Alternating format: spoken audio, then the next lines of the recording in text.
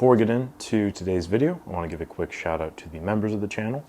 Their lovely names right here. You join the channel, you support the work I do here. I greatly appreciate that. And in return, you get access to exclusive videos, early access to other videos. If you sign up today and send me an email with your address, you will join my holiday mailing list, which means I will type you up a personalized letter to you this holiday season. If you don't want to miss out on those perks, join the channel, and you also get this wonderfully planned shout out every week. Definitely appreciate the support. I appreciate my members. And at the very least, just make sure to like the video if you enjoy it, subscribe to the channel so you don't miss out on future news videos and other videos I have coming out. So let's get into the news because there's a lot to get into today. I have notes, and if you're curious about any of the stories in particular, I will have the timestamps put down below as well as the links to all of them so you can check those out on your own time. I want to begin with something that we talked about recently, a couple weeks ago actually. It had been reported through various sources that Kodak was no longer going to be selling motion picture film to other companies, like in bulk sales for them to, remove the remjet and sell as their own products, so on and so forth. This had been something that was reported on in March. The recent reports that were coming out were like, they're really cracking down on it. So I reached out to a representative from Reflx Labs. They kind of confirmed that they had been buying from a wholesaler up until recently, but they just noted that it's getting very expensive, and if this trend continues, then it's likely that they will not be supplying those products anymore. So Reflx 800 tungsten, their 50 daylight, and the 400 dynamic film that they have would all no longer be available because that is all recanned Kodak film, essentially. I feel kind of conflicted about it because on one hand, it is grossly limiting the market of potential films to purchase. On the other hand, all of the companies that are doing that are basically just taking Kodak film and reselling it. So it's a bit of an interesting dynamic there. But companies like Reflx Labs or Flick Film sell those film products at a very reduced rate. So if you wanted that 800T look that you could get from Cinestill, something like Reflx Labs sells it for a fraction of the price, which I definitely promote. It's the same across the board. One 800 tungsten's the same as the other. It's going to have the same look, just when they do it a lot more affordably, allows other people to use it. I think that's fantastic. I also reached out in regards to the Lucky color film that's projected to come out by the end of the year because they sell some Lucky products on their site. So I assume they might have some kind of source within Lucky. That I cannot confirm. It's just my assumption. But I reached out about that. Their response was, I'm not very optimistic about the Lucky upcoming color film. So far we don't have much of an update about their color film project, but if they make it, it would be great news for the community. So with reports that it was supposed to come out by the end of 2024, you might notice, but we're in December, so pretty close to the end of 2024, with not a lot of buzz, not a lot of build up to that, even with a company like Reflx, which is located in China, I believe, for them not to receive any updates on that project. I am skeptical that it's going to come out by the end of the year. I'm skeptical if it's going to come out ever, but I hope that it does. And that was just some more information that I got that I wanted to share with you guys. The next story that we have today is also kind of in regards to Kodak and their relatively questionable decision making that I'll get into shortly. And that is that they are supposedly going to be raising prices going into 2025. Now, there was a story that came out recently about them shutting down production of film while they update equipment and stuff like that. I don't really think that's like a huge thing because they have vast reserves that they will still be selling, so it's not like there's going to be a huge dip in the overall product. It's just going to be making the machines better again. Of course, I could make a video maybe like, Kodak shutting down, but I'm not going to do that because that's not true. In this story, I want to touch on because I do find it interesting, but I want to put it out there that Osmo Photo wrote an article about it. There's not really any corroborating evidence that I found thus far. There's other people that are saying, hey, there's this article, but there's no other sources from Kodak coming out to say that. I've not seen a sheet just yet. I'm sure that will come soon. Basically, the long and the short of it is Kodak Alaris is potentially raising prices the 1st of January 2025. The price increase was from a European distributor. I don't know if that's just for the European market or for the European and the American market or whatever, but the general newsworthy items are film is going to be going up in price a little bit. Professional films such as portrait, range of color negative films appear to be increasing by about 5%, which is a little bit less than past increases, which I guess is good. But because the prices are higher now than they were then, the increase is still going to make it more expensive. Percentages are difficult for me to understand fully, but the big news breaker is unfortunately Kodak 200 and 120 is going to be increased by a significant portion. It's being reported here as 30% for the 5-pack, which is a real big bummer. This past year, I've actually been a huge proponent of Kodak Gold 200 because you can get the Pro Pack for like $40 in most places, and that's just unheard of for any color film out there, especially in 120, which is a very limited stock variety. So seeing that is really nice. Seeing it be raised is not so nice. These are like the distribution wholesale prices, so if you're a shop, the prices to you would be raised, and it's going to be kind of up to that shop's discretion as to how that price increase is passed on to the consumer. We talked about this in, I think, last week's video when I was discussing the idea of tariffs. 9 times out of 10, the tariff cost is again passed on to the consumer, so it's kind of likely to see that any of these price increases will be passed on to the consumer, i.e. film prices are going up. It's just going to kind of depend on a shop-per-shop basis how much that is going to be. Kodak Ektar in 120 is actually going down by about 8%. So that's kind of cool. I believe that's just for the single roll though. I don't think that's for the Pro Pack. T-Max and Tri-X in 120 are going up, and the price of T-Max 100 and Tri-X are rising by 20%. Another film that is lowering in price is Tri-X in 35mm. The 24 frame roll is falling by 27%. 36 frame roll is falling by 21%. So that's pretty interesting. Notably, Tri-X just celebrated its 75-year anniversary or whatever of being a film. There are a few people out there that are saying that Tri-X, the formula, has changed significantly in that portion of time, which I think is a fair assessment to make. But I think the Tri-X brand itself has existed for 75 years. That's kind of the overall point that I think Kodak and myself are trying to make. Not that this is the exact same film that has been produced for 75 years. Just want to make that clarifying point there. All of this Kodak news I feel like might tie into something I reported on a few months ago. I believe it was in August.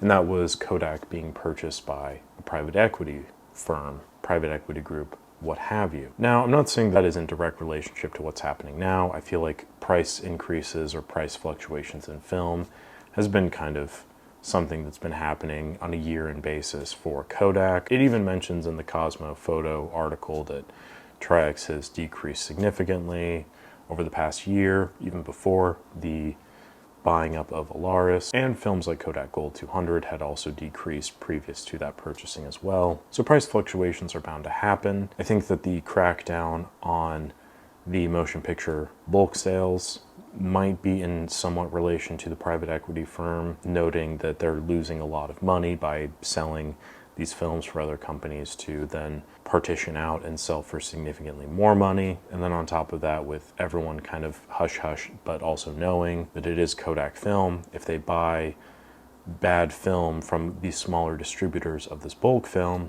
then that also can in some ways potentially look bad on Kodak for selling it. It's maybe a liability issue there, but I really doubt it. That's a bit of a stretch if I'm honest, but it could be something that they're concerned about. 90% of the private equity firm's decisions are in order to maximize profits. And I think that they look at something like the growing popularity of Cinestill or Candida or Reflx Labs or Flick Film, and they see all of these as lost profits that they could be accruing with the Kodak brand, and has more brand recognition than these other smaller pop-ups, which might be cool and trendy, but Kodak is more of an institutional thing. The Tri-X getting cheaper, I feel like in some ways might be an attempt to compete with something like HP5, which is a very well-known Ilford stock that most people associate with all-around really solid black and white film. It's going to be a bit higher quality than a Kentmere, than a Arista EDU, or than a Lucky film. Obviously, it's going to be priced a little bit higher than those films, but it's all around good at just about everything. And for a lot of people, the argument is like, oh, Tri-X is better than HP5 and XYZ, the grain structure, the light spectrum, sensitivity, all this stuff, much smarter than I know how to get into. My argument is always, well, Tri-X is a little bit more expensive than HP5, so I'd rather just have HP5, which is a film I like just fine, and Tri-X I also like just fine, but it's going to cost me a little bit more. So maybe lowering the price is in a way to kind of compete with the more affordable Ilford black and white stocks. I don't know. That is just my speculation there. There was a comment in one of the Reddit posts in response to the film price changes. Somebody had said there's no reason to shoot gold in 120. Something about I want the highest quality of film is why I'm shooting 120, and Kodak Gold is not that, so I don't want it at all. And I just thought that was a very silly take on the whole situation. I think Kodak Gold in 120 is a really good move from Kodak. I think that's probably one of the best decisions that they've made in like the last decade. I'm not trying to be hyperbolic. I think that Kodak Gold in 120 considerably lowers the point of entry for a lot of people to get into 120. It makes it more affordable. It makes shooting 120 fun again. And while I can definitely acknowledge that a lot of people like 120 for that really sharp, crisp detail, you can still get that with Ektar if you want to like spend a lot less money and you want to still be able to shoot 120 and just have fun with it. Then there might be no reason for a particular person to shoot gold in 120, but I think that there's enough reasons for anybody to want to shoot gold in 120. So I just wanted to respond to that because, again, I just thought that was a really strong and weird take that I just don't really agree with. I'm curious to hear your thoughts. Feel free to comment them down below. Moving into the next few stories, here we have some huge deals going on, okay? So Film Supply Club is a company, I believe, out in California somewhere.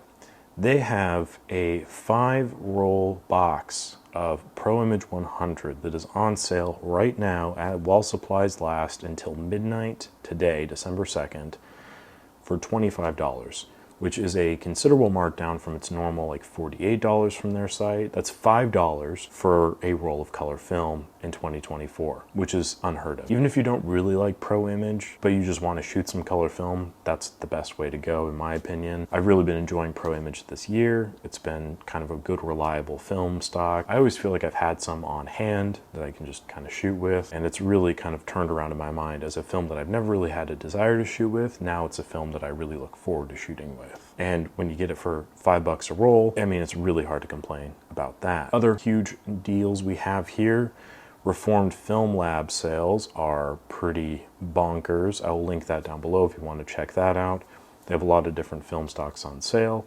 The big one, I believe, was their Fuji 200, which is probably just gold 200. I think it was $18 for a 3-pack. So each one of those would be, what, $6 for a roll of gold 200, but Fuji 200, which is still a pretty insane deal. They also have deals on a lot of their Harman Phoenix films, so if you want to shoot Phoenix to kind of celebrate its 1-year anniversary of a film in production, then there's a way to do that. So that's fantastic. Analog Cafe, which is another source of news that you can look into. I believe he's running a kind of film camera giveaway. It's an Ektar H35 and then a few rolls of film. So if you want to check that out, I will link that down below as well for you to check out. Then we have a couple new product news items, so we'll crack into that really quickly. One, we have the Film Never Die Nana 35mm point and shoot camera is on sale now.